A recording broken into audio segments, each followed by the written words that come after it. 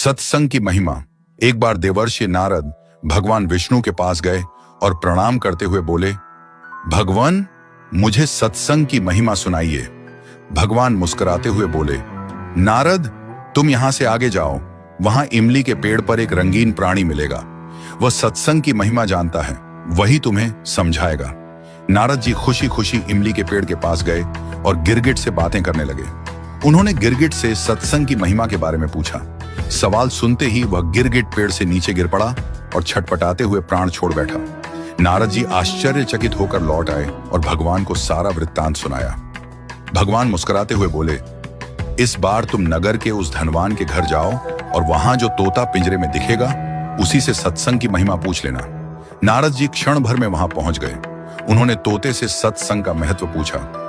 थोड़ी देर बाद ही तोते की आंखें बंद हो गईं और उसके भी प्राण पखेरु उड़ गए। इस बार तो नारद जी भी घबरा गए और दौड़कर भगवान के पास पहुंचे। नारद जी ने कहा, भगवान यह क्या लीला है? क्या सत्संग का नाम सुनकर मरना ही सत्संग की महिमा है? भगवान हंसते हुए बोले, यह बात भी तुम्हें जल्द ही समझ आ जाएगी। इस बार तुम नगर के राजा के महल में जाओ और उसके नवजात पुत्र से अपना प्रश्न पूछो। नारद जी थर थर कांपने लगे और बोले, अभी तक तो पक्षी ही अपने प्राण छोड़ रहे थे, इस बार यदि वह नवजात राजपुत्र मर गया तो राजा मुझे जीवित नहीं छोड़ेगा।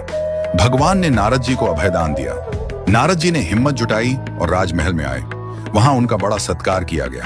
अब तक राजा को कोई संतान नहीं थी, अतः पुत्र के जन्म पर बड़े आनंदोल्लास से उत्सव मनाया जा रहा था।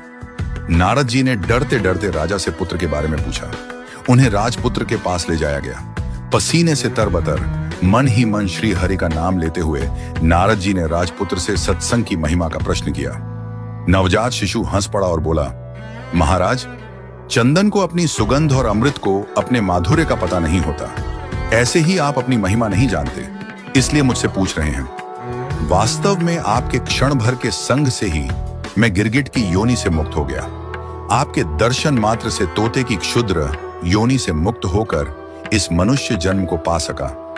आपके साथ थोड़े से समय के सत्संग से मेरी कितनी ही योनियां कट गईं और मैं सीधे मानव तन में ही नहीं पहुंचा, अपितु राजपुत्र भी बना।